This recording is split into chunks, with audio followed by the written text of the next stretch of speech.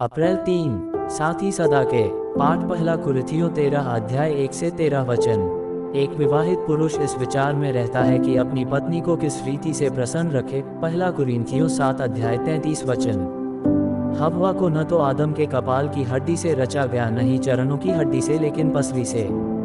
तात्पर्य यह है कि वे मित्र के समान साथ साथ चलें। पत्नी को पति की संगिनी कहा गया है। मलाकी 2 अध्याय 14 वचन।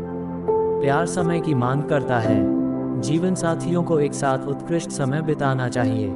ये वही समयावधि होती है जब वे भावनात्मक अंतरंगता विकसित कर सकते हैं। जीवन साथी जो एक दूसरे के साथ समय बिताने में असफल होते हैं, उनकी विवाह रूपी नया डूब जाती है। मित्र एक दूसरे से इसलिए प्यार नहीं करते कि वे सिद्ध हैं, पर कमियों के बावजूद भी प्यार करते हैं।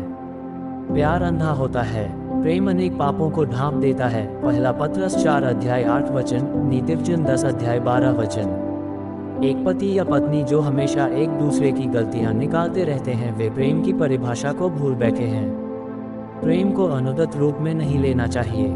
इसे शब्दों और कार्यों द्वारा अभिव्यक्त किया जाना चाहिए। परमेश्वर ने जगत से ऐसा प्रेम किया कि उसने अपना पुत्र दिया। यूहन्ना 3 अध्याय 16 वचन।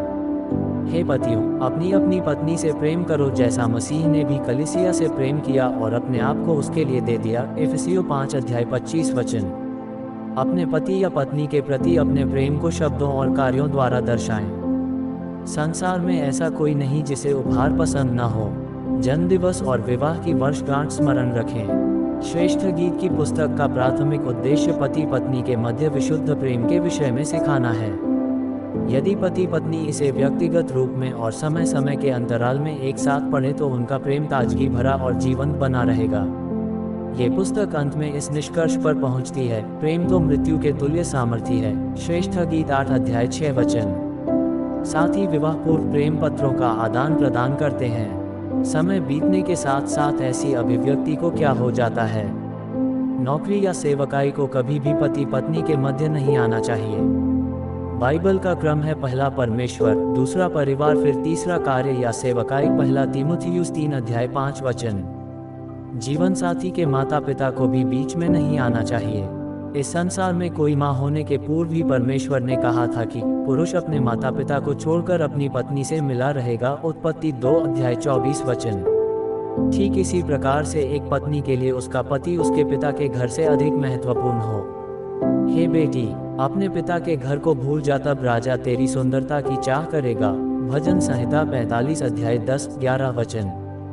पति पत्नी को अपने बच्चों से भी अधिक प्यार नहीं करना चाहिए जितना वे एक दूसरे से करते हैं। इसका उत्कृष्ट उदाहरण एल्काना है, जिसने अपनी दुखी पत्नी से पूछा, क्या मैं तेरे लिए 10 पुत्रों से बढ़कर नहीं हूँ। पहला शमूएल 1 अध्याय 8 वचन।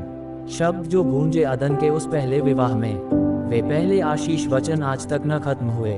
जॉन केबल 1792 से 1866, ऑक्सफोर्ड में काव्य के प्राध्यापक। और ऐसे ही हर दिन का वचन सुनने और मनन करने के लिए बारली, पावरी, सितारा परिवार को सब्सक्राइब करें और मित्रों को शेयर करें। धन्यवाद।